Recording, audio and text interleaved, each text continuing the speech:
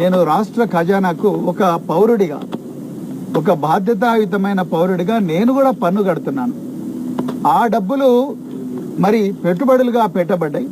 ఆ పెట్టుబడులు ఇలా రేవంత్ రెడ్డి గారి అనాలోచిత చర్య వల్ల నిర్వీర్యం అయిపోయినాయి, వేస్ట్గా మారిపోయినాయి అనే బాధతోని రేవంత్ రెడ్డి గారి మీద క్రిమినల్ బ్రీచ్ ఆఫ్ ట్రస్ట్ భారత న్యాయ సంహిత 316 ప్రకారం ఆ సెక్షన్ కింద వారి మీద criminal breach of trust case పెట్టాల్సిందిగా ఈరోజు నార్సింగి పోలీస్ స్టేషన్లో నేను కంప్లైంట్ ఇవ్వడం జరిగింది. తెలంగాణ ప్రజలు దయచేసి గుర్తుపెట్టుకోవాలి, ఈ ఫార్ములా ఈ రేసు వ్యవహారంలో నిజానికి గత ప్రభుత్వం వేల కోట్ల రూపాయల పెట్టుబడులు మన రాష్ట్రానికి రాబట్టడానికి, దేశంలో ఎక్కడ కాకుండా తెలంగాణకే రాబట్టడానికి, వేల ఉద్యోగాలు తెలంగాణ యువతకు ఇప్పించడం కోసం 55 కోట్ల రూపాయల విలువైన పెట్టుబడి పెడితే ముఖ్యమంత్రి గారు ఏమాత్రం ఆలోచించకుండా, ఇలాంటి నిజాలు ప్రజల ముందర పెట్టకుండా, ఏనాడు కూడా అసెంబ్లీలో కానీ లేకపోతే బయట బహిరంగ చర్చకు సిద్ధం కాకుండా వాస్తవాలను ప్రజల నుండి దాచిపెట్టి ఇలా గత మున్సిపల్ శాఖ మంత్రి కేటీఆర్ గారు ఏదో పెద్ద నేరం చేసినట్టుగా ఇవన్నీ కూడా వాస్తవాలను కప్పిపుచ్చి విషయాన్ని పక్కదో పట్టించే ప్రయత్నం చేస్తూ ఉన్నారు. దానివల్ల తెలంగాణకు తీవ్రమైన నష్టం జరుగుతూ ఉన్నది. ప్రపంచంలో ఒక గొప్ప పేరు వచ్చే అవకాశాన్ని తెలంగాణ ఈరోజు కోల్పోయిందన్న బాధతోని ఒక పౌరుడిగా నేను ఇలా ఒక పోలీస్ కంప్లైంట్ ఇచ్చిన. నేను గతంలో మరి రాజకీయాల్లో రాకముందు నేను ఒక ఐపీఎస్ ఆఫీసర్గా పనిచేసిన, నేను కూడా క్రైమ్ బ్రాంచ్ డీసీపీగా ఎన్నో వైట్ కాలర్ నేరాలను మరి పరిశోధించిన, నేను అడిషనల్ డీజీపీగా పనిచేసిన, మరి వార్ క్రైమ్స్ ఇన్వెస్టిగేటర్ కూడా ఐక్యరాజ్య సమితిలో నేను పనిచేసిన. కానీ ఈరోజు రేవంత్ రెడ్డి గారు వారి అనాలోచిత చర్యల వల్ల ఇలా తెలంగాణ ప్రజలకు తీవ్రమైన నష్టం జరుగుతూ ఉన్నది. లేని కరప్షన్ పేపర్ మీద పెట్టి అనవసరంగా ఇబ్బంది పెడతా ఉన్నాడు. ఫార్ములా ఈ రేసు కేసు వ్యవహారం అటు ఇటు తిరిగి చివరికి రేవంత్ రెడ్డి మెడకే చుట్టుకునేది కనిపిస్తూ ఉన్నది. ఇందులో ముందు నుంచి కూడా బీఆర్ఎస్ పార్టీతో పాటు కొందరు లీగల్ ఎక్స్పర్ట్స్ కావచ్చు, ఈ రేసులకు సంబంధించినటువంటి వ్యవహారం మీద కొంచెం కాస్త అవగాహన ఉన్న వ్యక్తులు కూడా ఇదే విషయం చెప్తా ఉన్నారు. ఈ రేసులో ఎక్కడ కూడా అవినీతి జరిగినట్టుగా ఆధారాలు లేవు, అవినీతికి సంబంధించినటువంటి ఎట్లాంటి ఆధారాలు ఇప్పటివరకు కనిపించలేదు. కేవలం ఒకవేళ జరిగి ఉంటే శాఖాపరంగా ఆ ఫైల్ మూమెంట్లో కావచ్చు, ఆ శాఖాపరమైన నిర్ణయాలు తీసుకోవడంలో అక్కడేమైనా ల్యాప్సెస్ జరిగితే జరగవచ్చు తప్పితే ఇందులో అవినీతి అనడానికి ఎక్కడా కూడా లేదు. ఎందుకు అంటే దీనికి అన్నీ కూడా క్లియర్ కట్గా ఆధారాలు ఉన్నాయి. ఏవైతే వీళ్ళు ట్యాక్స్లతో కలిపి దాదాపు 54 కోట్ల పైగా రూపాయలు రాష్ట్ర ప్రభుత్వం నుంచి ఫార్ములా ఈ ఆపరేషన్స్ అనే ఒక అంతర్జాతీయ సంస్థకు బదిలీ అయినాయి. అవి కూడా ఒక ప్రభుత్వ రంగ సంస్థ అయినటువంటి బ్యాంక్ నుంచి ఒక ప్రైవేట్ కంపెనీ ఏదైతే ప్రభుత్వం ఒప్పందం చేసుకున్నదో ఆ కంపెనీకి అఫీషియల్గా బ్యాంక్ ద్వారా ట్రాన్స్ఫర్ అయినాయి. సో బ్యాంక్ ద్వారా అఫీషియల్గా డబ్బులు వెళ్ళినాయి అన్నట్టు వాళ్ళు అక్కడి నుంచి కూడా మెయిల్స్ పంపించారు. 2 దఫాలుగా మాకు ఇంత అమౌంట్ వచ్చింది, ఇందులో ఇంత ట్యాక్స్ అమౌంట్, ఇంత ఒరిజినల్ అమౌంట్ అని చెప్పేసి వాళ్ళు కూడా అక్కడి నుంచి మెయిల్ ద్వారా రిప్లై ఇచ్చారు. సో ఇందులో డబ్బులు ఎక్కడ కూడా ఒకరి నుంచి ఒకరికి బదిలీ అయినట్టు, అవినీతి జరిగినట్టుగా, ఇంకొకరికి లబ్ధి జరిగినట్టుగా ఎక్కడ కూడా ఇందులో లేదు. ఇదే విషయాన్ని గతంలో కేటీఆర్ కూడా చెప్పారు, అట్లాగే కొందరు లీగల్ ఎక్స్పర్ట్స్ కూడా ఇదే విషయాన్ని ప్రస్తావించారు. సో ఇక్కడ అవినీతి మరి ఎక్కడ జరిగింది అంటే ఎవరైతే ఈ ఫార్ములా ఈ ఆపరేషన్ సంస్థ యజమాని ఉన్నాడో ఆ యజమాని రాష్ట్రంలో కాంగ్రెస్ ప్రభుత్వం ఏర్పడిన వెంటనే వచ్చి రేవంత్ రెడ్డి గారిని కలుస్తారు. వితిన్ ఒక 1 వీక్ లోపలనే ఆయన వచ్చి డిసెంబర్ 12 or 13 ఆ తేదీ లోపల వచ్చి రేవంత్ రెడ్డి గారిని కలిసి వెళ్తారు. ఆయన ఎక్కడైతే జూబ్లీహిల్స్ ప్యాలెస్ ఉందో అందులో కలిసి వెళ్తారు ఆయన. సో కలిసి వెళ్ళిన విషయం మొన్న కేటీఆర్ మీద కేసు అయ్యే వరకు కూడా ఆ అంశం బయటకు రాలేదు. అప్పటి వరకు కూడా ఆ అంశంని సీక్రెట్గా పెట్టారు. బీఆర్ఎస్ ఆ ఫోటోలు బయట పెట్టిన తర్వాత మాత్రమే అప్పుడు కాంగ్రెస్ నాయకులు కావచ్చు, ముఖ్యమంత్రి కావచ్చు అప్పుడు బయట పెట్టారు. నేను కలిశాము, ఆ ఫార్ములా ఈ ఆపరేషన్స్ యజమానిని కలిసిన మాట వాస్తవమే, కలిస్తే మాకు ఆయననే ఈ విషయం చెప్పిండు అని చెప్పేసి అప్పుడు కొత్త రాగం అందుకున్నారు.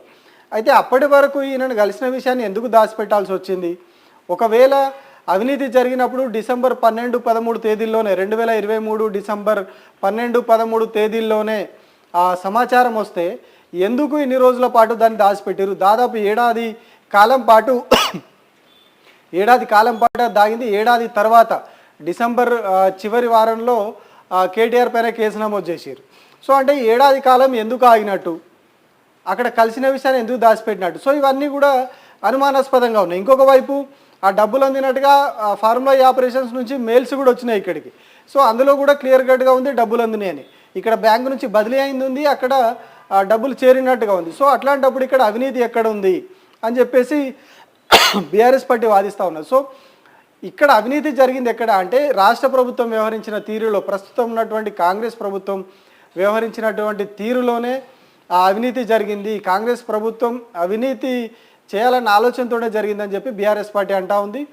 కేవలం ఇది వ్యక్తిగతంగా కాదు, ఏకంగా రాష్ట్రానికి రావాల్సిన ఆదాయానికి గండి కొట్టిందని చెప్పి వాళ్ళు ఆరోపిస్తూ ఉన్నారు ముందు నుంచి కూడా. ఇవాళ అదే అంశం మీద ఆర్ఎస్ ప్రవీణ్ కుమార్ పోలీసులకు కూడా ఫిర్యాదు చేసిర్రు. క్రిమినల్ బ్రీచ్ ఆఫ్ ట్రస్ట్ అనే సెక్షన్ కింద రేవంత్ రెడ్డి పైన కేసు నమోదు చేయాలని చెప్పి కూడా ఆయన డిమాండ్ చేసిర్రు. ఎందుకు అంటే ఫస్ట్ సీజన్ ఏదైతే అంటే 9వ సీజన్ ఏదైతే హైదరాబాద్లో జరిగిందో ఫార్ములా ఈ రేసు, దాదాపు దాని ద్వారా 700 కోట్ల రూపాయల వరకు ఆదాయం వచ్చిందని చెప్పేసి అప్పుడు ఉన్నటువంటి బీఆర్ఎస్ ప్రభుత్వం చెప్పింది. దీనికి సంబంధించి కొన్ని అంతర్జాతీయ సంస్థలు కూడా సర్వేలు చేసి ఆ అంశాన్ని చెప్పినాయి. 700 కోట్ల రూపాయల వరకు రాష్ట్రానికి ఆదాయం వచ్చింది, రాష్ట్ర ఖజానాకు వచ్చినాయి అని చెప్పింది. అంటే దీని ద్వారా ప్రత్యక్షంగా వచ్చేటి ఉంటాయి, కొన్ని కంపెనీల ద్వారా వచ్చినవి ఉన్నాయి.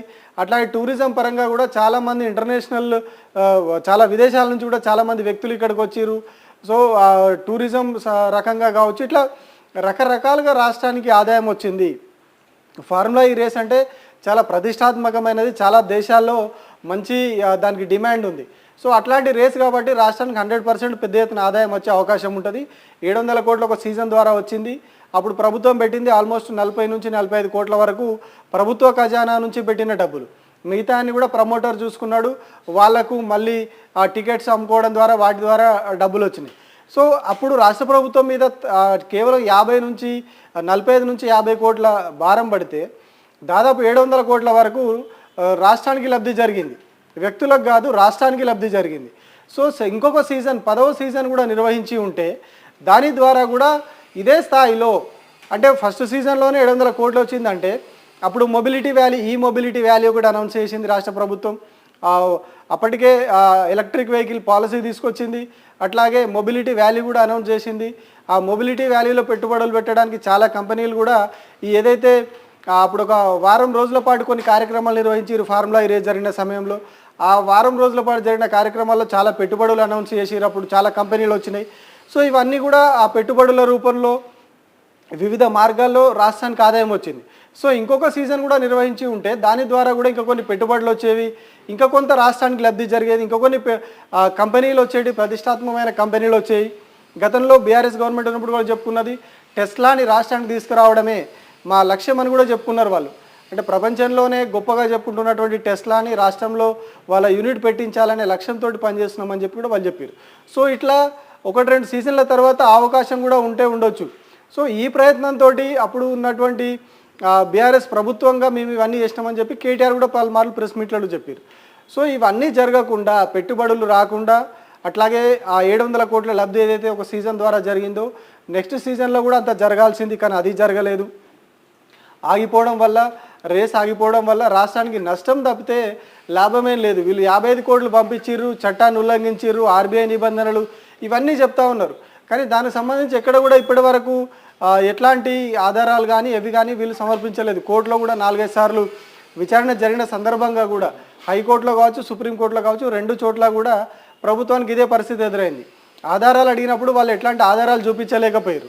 సో దానివల్ల అక్కడ కూడా కేవలం కోర్టులు కూడా ఏం చెప్పినాయంటే ఇది ప్రాథమిక దశలో ఉంది కాబట్టి మీరు విచారణ చేసుకోండి అని చెప్పారు తప్పితే ఎక్కడ కూడా ఇందులో అవినీతి జరిగింది అన్నట్టుగా కూడా కోర్టు ఎక్కడ చెప్పలేదు. కానీ ఇక్కడ ఇప్పటి వరకు ఆరోపణలు వస్తూ ఉన్నాయి, బీఆర్ఎస్ ఆరోపిస్తూ ఉన్నది. ఇప్పుడు నేరుగా దానికి సంబంధించినటువంటి కేసు వరకు వెళ్ళింది. ఏవైతే ఈ 700 కోట్లు రావాల్సిన కంపెనీలు ఆగిపోయినాయి, ఇప్పుడు కేటీఆర్ మీద కేసు పెట్టడం ఒకటి, ఇదంతా కూడా దురుద్దేశపూర్వకంగా జరుగుతూ ఉన్నది. వీళ్ళు 55 కోట్లకు చేరినట్టు ఆధారాలు ఉన్నా కానీ ఆ డబ్బుల్లో అవినీతి జరిగిందని చెప్పి చెప్తా ఉన్నారు.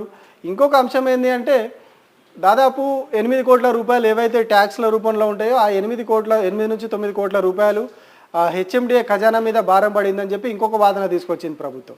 అయితే ఇప్పటి వరకు కేవలం లాయర్ ఫీజుల కింద ప్రభుత్వం చెల్లించిందే దాదాపు 2 నుంచి 3 కోట్ల వరకు ఈ ఫార్ములా ఈ రేసు సంబంధించి ఈ హైకోర్టులో సుప్రీంకోర్టులో వాదనల సందర్భంగా దాదాపు 2 కోట్ల రూపాయలకు పైగా కేవలం లాయర్ ఫీజులే.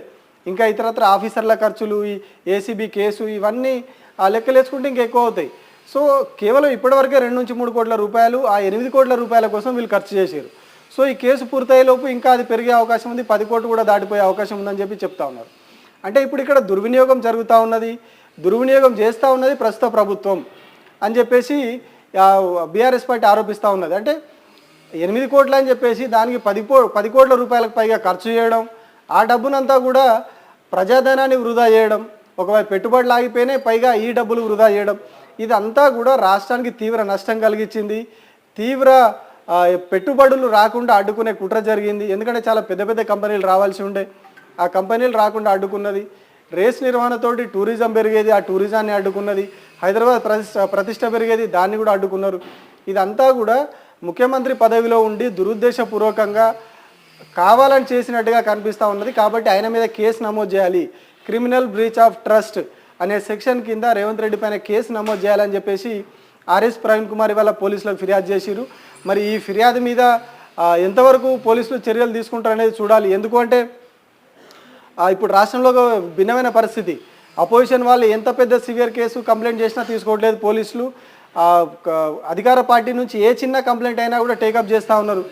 గతంలో హరీష్ రావు మీద పెట్టినటువంటి ఆ ఫోన్ ట్యాపింగ్ కేసు కావచ్చు, కౌశిక్ రెడ్డి అరెస్ట్ వ్యవహారం కావచ్చు, ఇట్లా చాలామంది మీద వీళ్ళు కంప్లైంట్ చేయగానే కేసులు తీసేసుకొని వాళ్ళని అరెస్టులు చేయడం అక్కడి వరకు వెళ్ళింది. కానీ ప్రతిపక్షం నుంచి కావచ్చు, ప్రజల నుంచి కావచ్చు, ఎట్లాంటి కంప్లైంట్లు చేసినా కానీ పట్టించుకోవడం లేదు.